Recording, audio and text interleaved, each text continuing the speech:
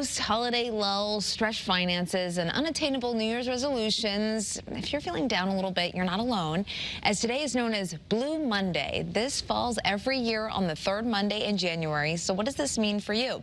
Licensed professional counselor Janice Gaunt is joining us now. It is actually the saddest day of the year. Janice, thank you so much for being here.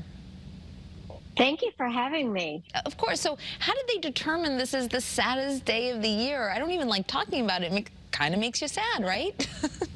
It does. It truly does. Well, what really happened was in 2005, a travel agency in Britain hired a man to put an algorithm together that could determine what is the saddest day of the year. So they took information from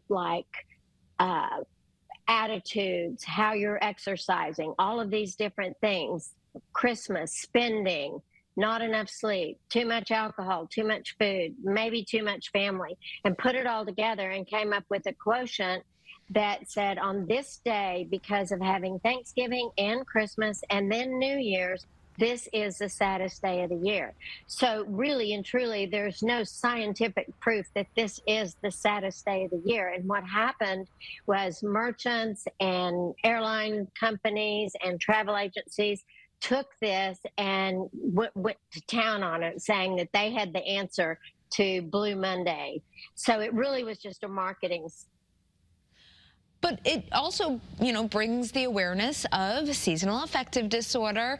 What are the signs? How can you deal with that? Well, seasonal affective disorder is really a very true thing, because what happens I live in Dallas, so I'm not having to experience it as much as you guys are. But a lot of times people will go to work and it's dark, and then they come home and it's dark, and they may have trouble sleeping, and they may have trouble eating. They may either overeat, eat a lot of sugar, eat a lot of starchy carbs, no exercise, and they get in the bed, and that's where they want to stay. And so it really is a symptomatic of a low-grade depression. Sometimes that low-grade depression can go into a full-blown depression, and that's when people need to make sure that they go and get some help with some medicine. When we aren't getting enough sleep, our body doesn't produce as much melatonin, and when we are not in the sun, our body does not produce as much serotonin. And both the melatonin and the serotonin are what regulates our mood. So that's why this happens. Yeah, and Janice, real quick, what are things people can do to deal with depression? We only have a few seconds left. Well, first of all, talk about it. Meet with a therapist, go to a psychiatrist, go to your your MD, and get on some medicine. If you've ever thought about hurting yourself or anything like that, then you really do need to go get some extra help. But getting out and just moving, even if you have to drive to the mall and put on your tennis shoes and walk the mall, the more our bodies move, the more it ups our mood. So it's really, really important that you don't ignore it. And I want to say one thing really quickly is that kids can get it too.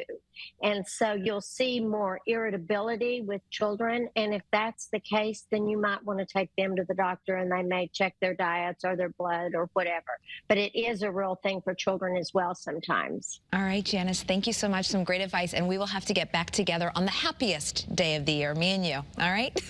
Let's do it. Let's do it. Sounds Thank good. you. Thank Bye. you.